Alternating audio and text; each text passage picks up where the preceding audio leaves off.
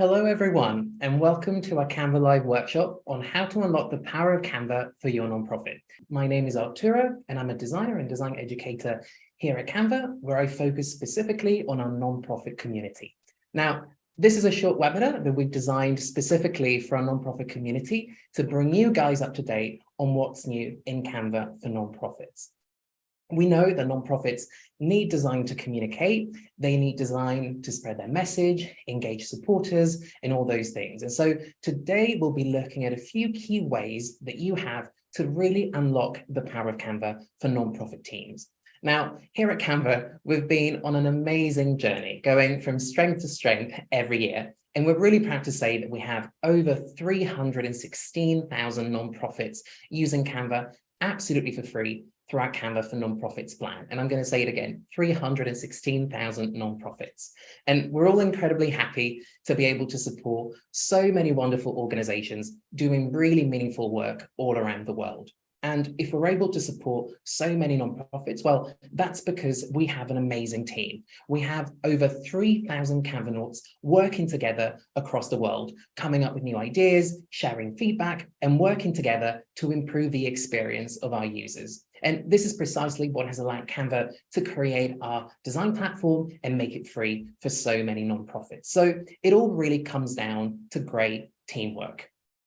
And we know that it's the same for nonprofits. Collaboration is crucial to everything you do, whether it be establishing a brand identity, launching a campaign, producing a report, or maybe engaging with your volunteers or with your donors. And these are all things that require teams to collaborate, whether in real time or asynchronously. And so we've recently introduced a number of exciting changes to our Canva for Nonprofits plan, precisely to help nonprofit teams to work even better and smarter together using Canva.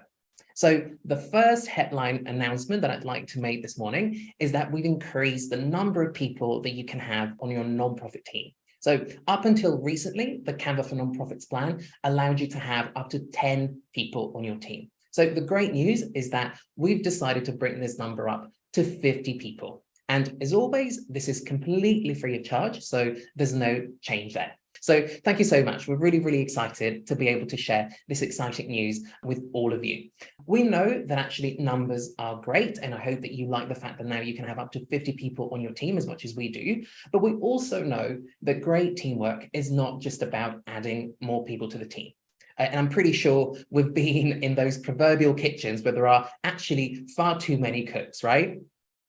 So when it comes to working as part of a team, I think that we all know that the key to success lies in striking a balance between making the most of everyone's skills while at the same time respecting everyone's time.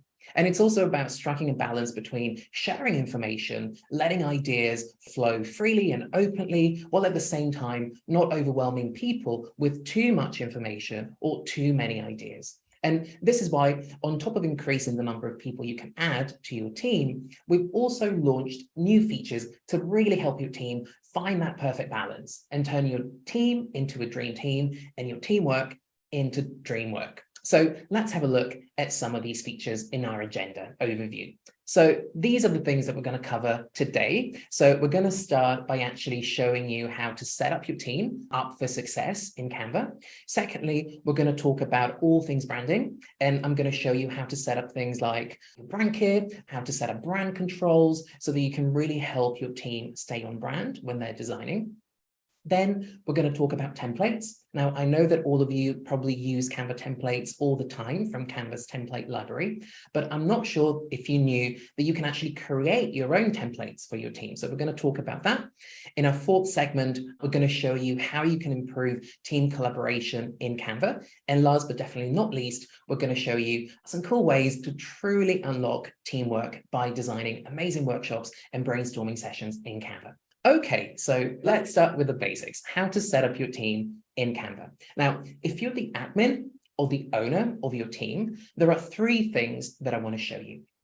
How to invite people, how to create groups so that you can easily manage the people on your team, and thirdly, how to assign roles to the people on your team. So let's jump right into Canva so I can show you how to do all of this. All right, so if you're a team admin or a team owner and you want to start adding people to your team, you can add people into ways, essentially. You can either invite members by clicking on this button that you see right here, invite members at the bottom of this side panel, or you can basically click the gear icon that you have here to access your account settings. And when you're in your account settings, all you need to do is simply click the People tab that you see right here on the side. And then all you need to do is simply click this Invite People button and add your team member. So I'm going to show you how to do it in just a second. Let me click on Invite People. And then I can just share Jessica's email address. She works on my team at our nonprofit, Ocean Org. So I can simply invite her to the team. And now that I've clicked send, essentially what's going to happen is that Jessica is going to receive an email notification inviting her to join the team. And when she does, you'll see that the status essentially here is going to change from invited to team members. So what I'm going to do is quickly refresh the page.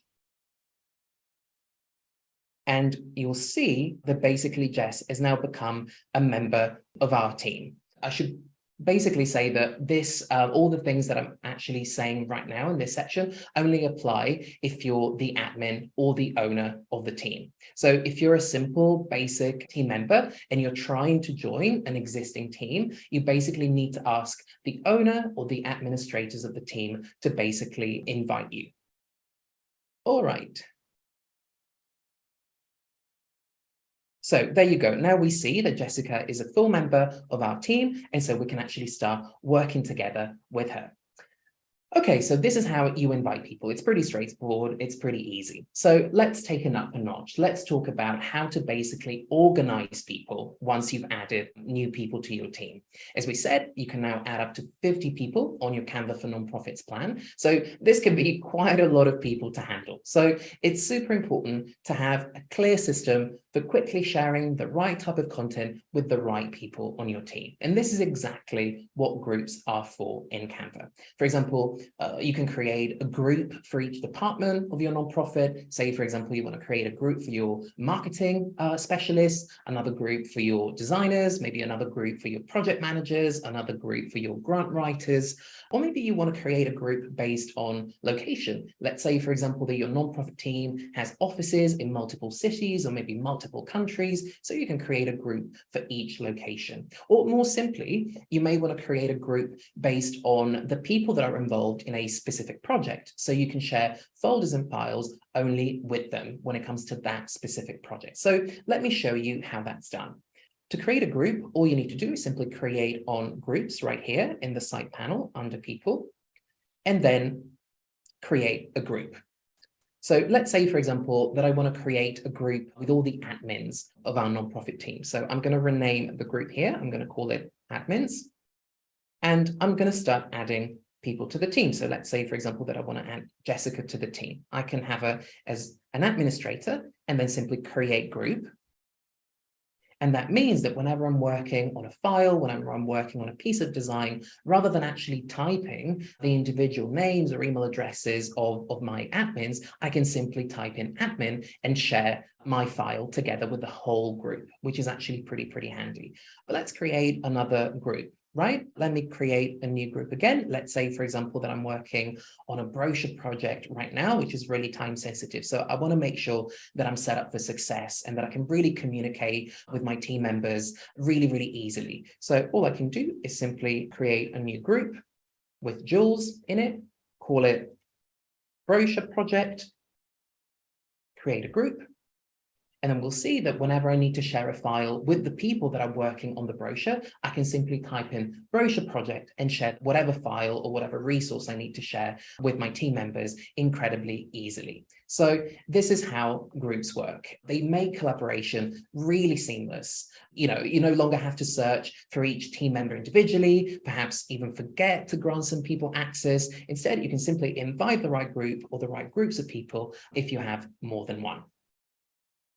And last but definitely not least, there's a third thing that I'd like to show you that can really help you to empower your team to do their best work, while also making sure that they have the right levels of access to your documents and to your folders. So let's go back to the People tab right here and open this drop-down menu. You will see that each team member has a little drop-down menu here.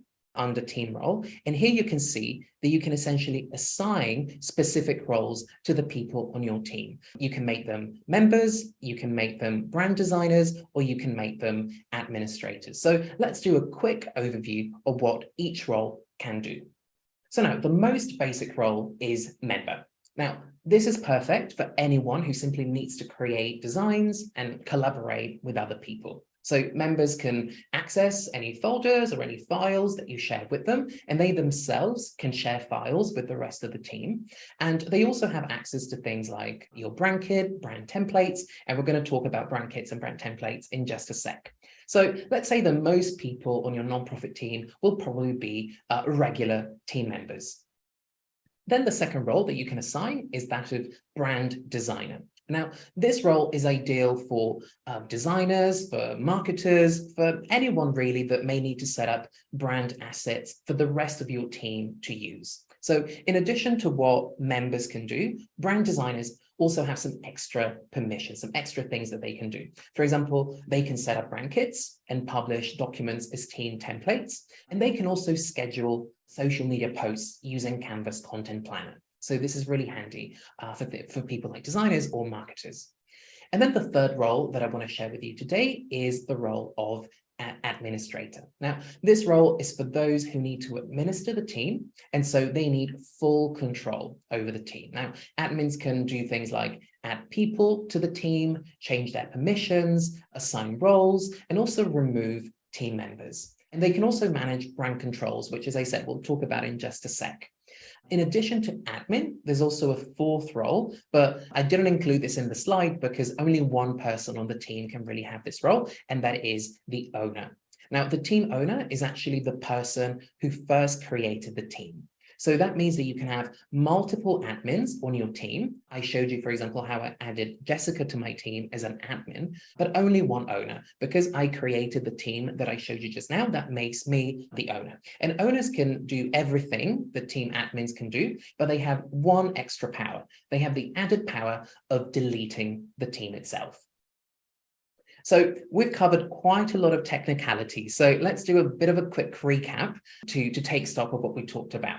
First of all, we looked at how to add new team members to your nonprofit team. And this is something that you can do if you're the team owner or the team admin. Secondly, we looked at groups and how groups make it easier to work on projects together and share files with specific team members.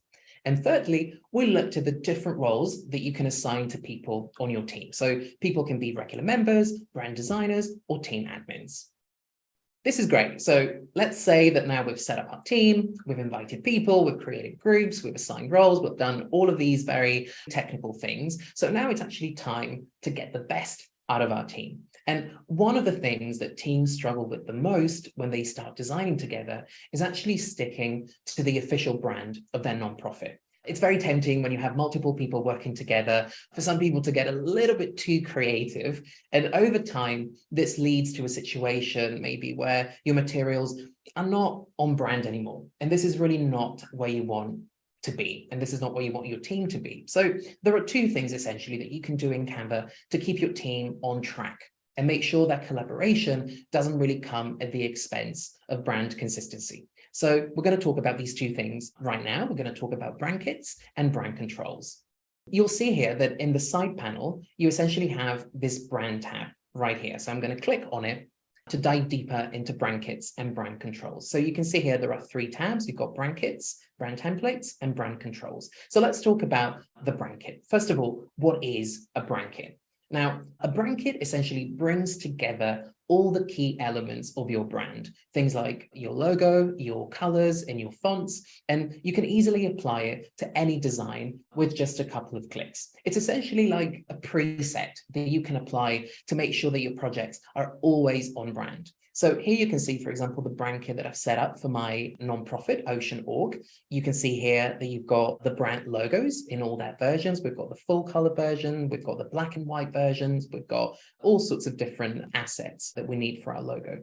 Then here, we've got the color scheme. We've got our brand colors. And as you can see here, if I click on this plus icon, I can basically add as many color schemes as I want. And then last but definitely not least, here, we've got our brand fonts. And here we can basically style our headings, our subheadings, and our body copy, just like I've done here. And if, for example, the official brand, the official font of your nonprofit brand is not included in the fonts that you find in the Canva library, you can easily upload your own font by clicking on this button right here. So that means that you can easily create your brand kit and always stay on brand. And the great thing actually about brand kits is that with Canva for Nonprofits, you can have up to 100 brand kits. So this is great if you're working, for example, let's say on a sub-brand for a specific campaign, or maybe you're working on a partnership with another organization where you may need a specific brand identity for your project. So all you need to do is simply go up here at the top and add a new brand kit, and you can create up to 100 brand kits with Canva for Nonprofits. So I just want to give you a very quick demonstration of how easy it is to essentially apply your brand kit to your project. So here we've got our Instagram post, let's say social media post from our nonprofit. I'm happy with the copy, I'm happy with the overall layout, but of course, as you can see, this post doesn't really look or feel very aligned with my organization's brand. So things like the fonts are really not the official ones, the colors, we've got gray, we've got pink, it really looks nothing like our nonprofit brand. So I can quickly solve this by going to the Styles tab that you see right here on the side panel. And you can see that this is where my brand kit sits. So if I want to make this post on brand, all I need to do is simply click on the primary colors here, and I can keep clicking, and you will see that Canva will keep bringing up different color combinations. So I can keep clicking until I find the combination that I think works best for my post.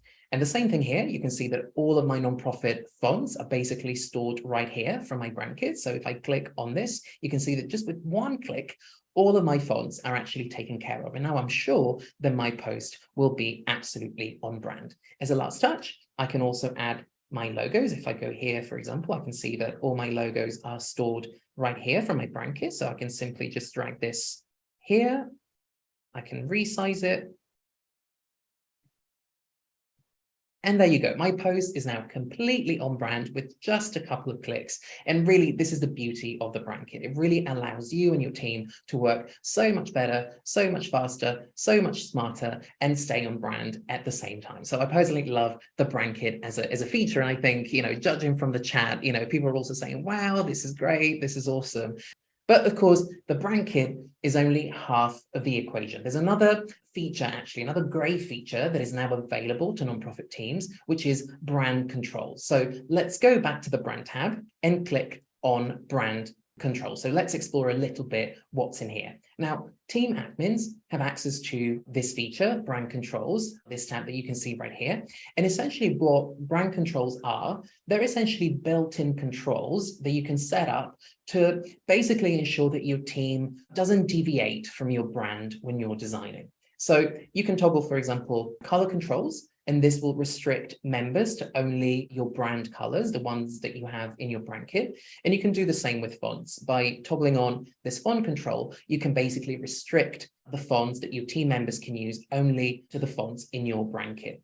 And the great thing is that you can also set design approvals. Now, design approvals are great if you like to encourage members, for example, to gain approval for their designs before publishing. And this can be great, for example, if you're just hired somebody new, somebody who is still learning their way, maybe around your brand. So they actually want them to design, and what you want to get, you want them to, sink that teeth into the new design and really start creating new materials, but you also want to make sure you're helping them to stay on brand. So all you need to do is simply toggle on design approvals and then click on this gear right here. And this is how it works. You can choose your approvers, so the people that are in charge of approving designs on your team.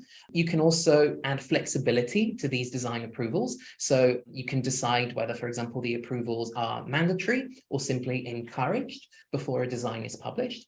And finally, by clicking on conditions, you can basically decide if the approvals apply to all of your designs or only to specific design templates that you created for your team. And actually, this brings me to templates, which is actually the third feature that I really want to talk to you about today. Templates are another game changer when it comes to keeping your design work consistent. And it's personally one of my favorites. I use templates all the time. Now, templates are great when you have a type of document that you need to use time and again. So instead of creating a new presentation, a new business card, a new social media post each and every single time and reinventing the wheel, you can simply set the document up as a template for your team to use. So templates are really great, exactly for things like presentations, social media posts, business cards, but they can also work really well for specific campaigns. Let's say, for example, that you're working on a Giving Tuesday campaign, or maybe on a special anniversary for your nonprofit. So let me show you how templates work. Let's imagine that we've created this social media template for a campaign that we want to launch internationally. Let's say that we have teams in different countries, and each country office will be in charge of translating the content, localizing the content to their own language. So I want to share this document with the team, but I don't want the team to overwrite the English version that I've created. And this is where templates come in, because whenever I share a file as a template, whoever opens the file will open a copy of the original file that I created. And any changes that they make to their copy won't affect the original template file that I created. So to save this file as a template, I need to click the share button. Let me refresh this page. So it comes up, there you go. I can simply click on this share button, then go to more. And what I usually do, because there are quite a few things that you can do in this menu, I simply type in template, and this will bring up two options that I got to share this file as a template. I can share this as a template link, or I can share this as a brand template. So what's the difference? Now, a template link is great for one-off campaigns or templates that you want to share with people outside of your team. However, if this is a file that you're going to use on a regular basis, then the option that you want to go for is basically save this file as a brand template. So by clicking on this button, you can actually publish this as a template. And what this will do, it will save your file under your brand templates that I was showing you before. So let's go ahead and click publish. There you go. And you will see that if I go back to my brand templates and I just refresh this page, my post will show up here as a template that my entire team is able to access from here. So this is great for those templates, for those files that you want your team to use regularly. Say, for example, that you have a template maybe for an internal presentation, or maybe for a newsletter, or maybe for social media posts. So this is really great. And of course, if you want to save your template, let's say, to a specific folder, you can also do that. So let me show you how that's done. I can quickly go back and click template, brand template, and then I can basically, for example, create a new folder and share the file in this new folder so that only people that have access to that specific folder will be able to access the template. So templates are really great because they give you a lot of flexibility in terms of sharing it with the right people at the right time. Now, something super cool that you can also do when sharing templates is that you can also lock specific parts of your template file so that people can only edit or change specific things. And this is super useful when you want people to use a template while at the same time you don't want them to break the design. So let me show you what I mean. If I go back to my template here, I can see that, for example, if I click on this text box right here, and then I go to the lockpad icon that I've got here, I can click on it, and you will see that the icon changes to a lockpad with a pencil going across it. And that means basically that this element, this text box, is partially locked. So that means that the text can be edited, it can be replaced, but the text box itself cannot be moved or deleted. So let's say, for example, that I want this post to be translated into Spanish, into French, into other languages. That means that whoever receives this template will be able to click on this box and type in the text in their respective language, but they won't be able to delete the text box itself. So this is really great when you want to give your team members flexibility to edit the design, but at the same time, you want to help them stay on track and not risk breaking the design by mistake. So you can lock an element partially, but you can also lock an element fully. And this means that the element itself can't be edited in any way, shape, or form. So for example, let's say that I've got my nonprofit logo up here. And obviously I don't want people to accidentally mess with the logo. So all I need to do is simply click on the lockpad icon twice. So there you go. If I click on it twice, you can see that this brings up just a lockpad icon without the pencil. And that means that the element is now fully locked. And of course, whatever we don't lock in a template that we share with our team members, that means that all those elements will be editable, they can be changed, they can be moved, they can be deleted. Say, for example, that I want people to replace the picture, I can simply leave the picture frame completely unlocked. And that means that people can move the frame, they can replace the picture and do whatever they want with it. So I hope that you can see from this quick demo how powerful templates can be when it comes to supercharging the way your team works together. And talking about supercharging teamwork, this actually brings me to the fourth content block of our session, which is all about supercharging your teamwork. Up to now, we've talked about things that you can set up in Canva, like brand kits, brand controls, brand templates, but this is great. But we all know that collaboration is also about quality interaction. Things like sharing feedback, bouncing ideas off of each other, keeping team members updated on progress in a timely way. These are the things that really help teams work better together. So let's see how real-time collaboration works in Canva. So let's say that I'm working on an impact report. I've worked on the content and now I would like Jess to review this design and triple check that all of the financials that we're sharing in this chart are actually correct. So let me first add Jessica to the doc. I'm just going to click on this plus icon that you see right here. And then I'm going to start typing Jessica's name. There you go. So I'm going to click send right here. And that means that Jessica has now been invited to join this document. So as soon as she pops into the report, I'm going to see her thumbnail actually appearing right here at the top next to mine. There you go. She's already in the project. And as you can see now, she has complete edit access. So all I'm going to do is simply leave a comment for her. I'm just going to click on this icon right here that you see on the side. I'm going to @Jess. There you go.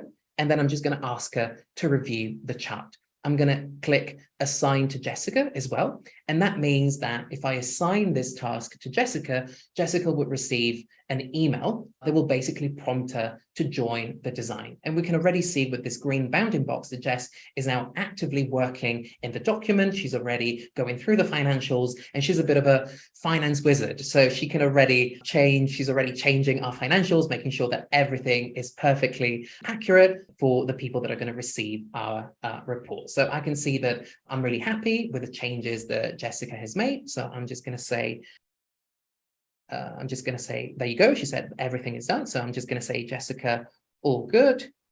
And if I want, I can also add a little sticker, just to show my appreciation for Jessica, and I can hit reply. And there you go. With just a little conversation, you can see how easy it's been to edit this report and to really make sure that we're working together, we're working in real time, even though we're not in the same space, we can actually keep projects moving really, really fast and really, really easily. And of course, if you have your Canva app installed on your smartphone, that means that you can also collaborate with team members while you're on the go, which is absolutely amazing. You can see like Canva really makes it super, super easy to work without ever leaving Canva. You can do all of this, you can collaborate in real time really, really easily.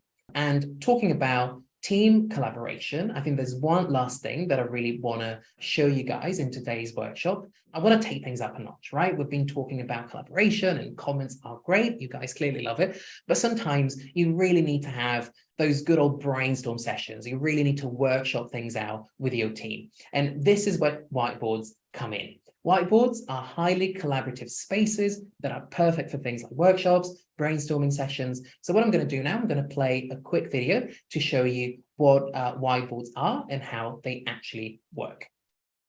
Learn how to get started with whiteboard templates in Canva and find your way around the editor.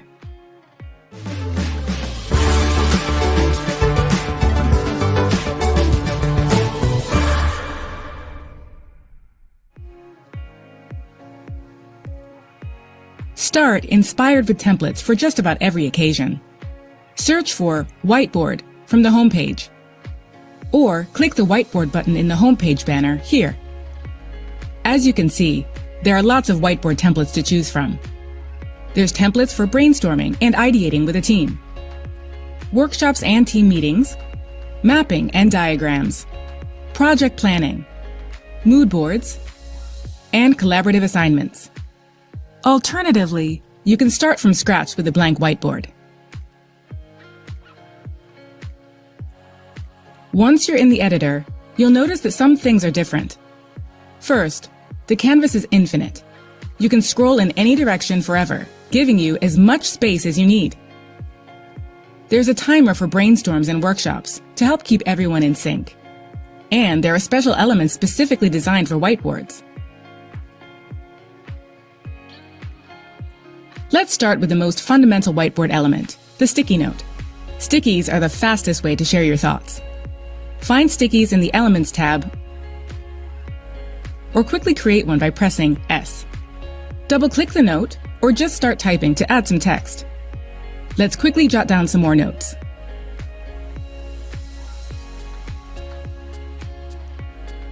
Once you have a few things on your page, you can zoom in and out with the zoom slider. Hold spacebar and drag to easily move around the whiteboard. If you get lost, just go to the zoom percentage and select Fit. Last but not least, did you know you can convert any page of a presentation to a whiteboard? Just right-click, then choose Expand to Whiteboard. Voila! It's the perfect way to segue into breakout activities and workshops during your next big presentation. We'll learn more about this in the next video, so stay tuned.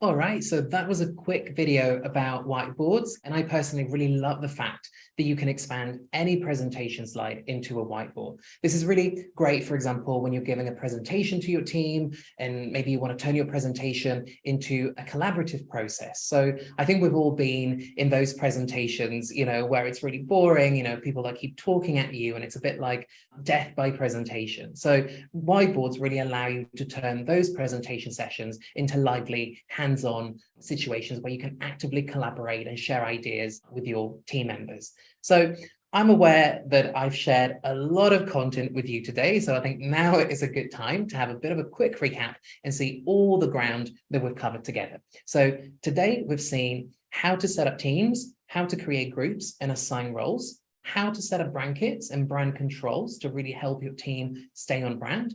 We've also covered how to create and share templates with your team and how you can also lock and unlock elements either partially or fully for them.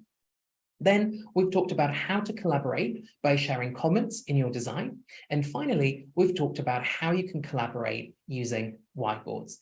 So thank you so much. I hope that now, thanks to this webinar, you're going to be able to help your team stay on brand, work better, work faster, work smarter. And last, but very definitely not least, we also have some resources for our nonprofit community, because we know that in 45 minutes, there's only so much you can share and there's so much more to do and to learn with Canva. The first link, the first resource that I want to share with you is our canva.com/nonprofits page. Here at this link, you can find all the info that you need to apply for our Canva for Nonprofits plan. So if you haven't done so yet, please go there and apply for your free Canva for Nonprofits account.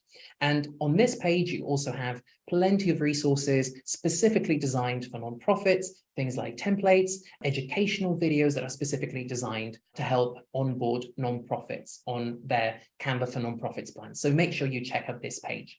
Our second resource is our design school page. So if you're hungry for more educational content, definitely check out our courses, our tutorials, our how-to videos. This page is really a gold mine of information on how to become a better designer and learn all sorts of tips and tricks on Canva. And as I said, we also have an onboarding course specifically designed for nonprofits, which you can find at this page right here. And finally, don't forget to subscribe to our YouTube channel to stay up to date with all of our great content.